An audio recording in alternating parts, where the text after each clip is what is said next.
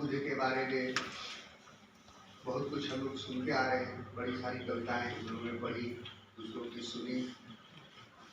आज भी सुबह छात्रों के द्वारा, प्रोफेसर्स के द्वारा, शोधार्थियों के द्वारा जो कहा जा रहा था, काफ़ी कुछ मैंने सुना। सुनते सुनते मेरे मन में आ रहा था कि जब बोलना होगा तो मैं क्या बोलूँगा। कुछ कहने सकूँ शायद, इतनी सी तो लत देना है दाता मेरे बंदे को, इतनी सी बरत देना। कम से कम सुनने की लत हो तो उससे पता चलता है क्या हो रहा है। मैंने कुछ चीज़ें मैं इसी दौरान नोट करता रहा, इसे घबराइएगा मत। ये एक्चुअली कागज वगैरह निकालने की आदत हमारी है नहीं, लेकिन ये इसलिए है कि ताकि हमारी उम्र में बढ़ती बुद्धि को ज़्यादा जोर न लगे और हम वो कह पाएँ जो हम कहना चाहते हैं। मैं मूलतः इतिहास का विद्यार्थी रहा हूँ और आज भी बड़े मनोयोग से इतिहास पढ़ता हूँ। इतिहास की तरफ मेरी नजर जाती है तो मुझे लगता है कि, और इसीलिए साहित्य को भी प्रेम करता हूँ, क्योंकि साहित्य और इतिहास से का एक बड़ा अच्छा जुड़ाव है। साहित्य में वही दिखता है।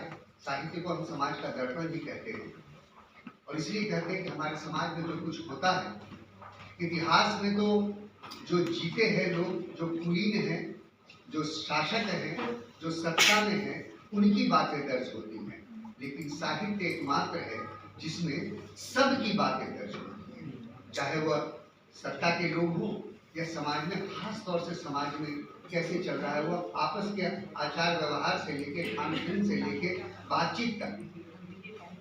तो मैं इतिहास की तरफ थोड़ी सी आपको लेके जाना चाहूँगा। आज जिस बुद्ध की हम लोग बात कर रहे हैं, आपको शायद आप में से कई लोगों को पता होगा कि 19वीं शताब्दी के उत्तरार्ध तक इस बुद्ध के बारे में हमारी कोई खास जानकारी नहीं थी। वो केवल जहाँ जहाँ लोक परंपरा और लोक भाषाओं में थे वहीं थे और वहीं तक नहीं थे।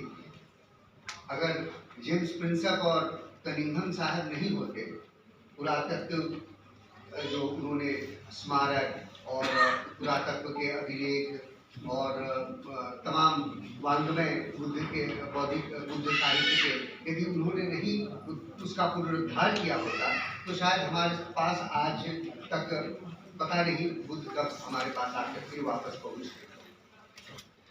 तो इस बात कहते कहते यह भी मैं आपको बता दूं कि हमारे एडविन अर्नल्ड साहब थे, जिन्होंने 1879 में द लाइट ऑफ एशिया किताब लिखी।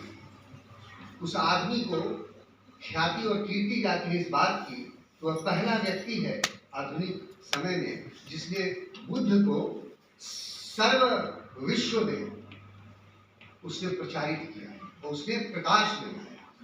और वह इतनी सशक्त किताब है, अगर आप में से किसी ने पढ़ी हो तो बड़ी अच्छी बात है, न पढ़ी हो तो मैं रिकमेंड करता हूँ आप लाइट ऑफ एशिया जरूर पढ़ें। उनकी प्रकाशक का तो नाम मुझे नहीं पता, एडविन अर्नल्ड ने लिखी थी 1879। द लाइट ऑफ एशिया बाद में इतनी फेमस हुई कि उस पर लंदन में नाटक हुए, उस पर उसकी थीम को लेकर फिल्म्स बनी।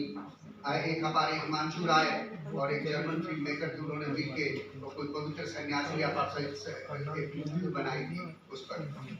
तो मैं कहना ये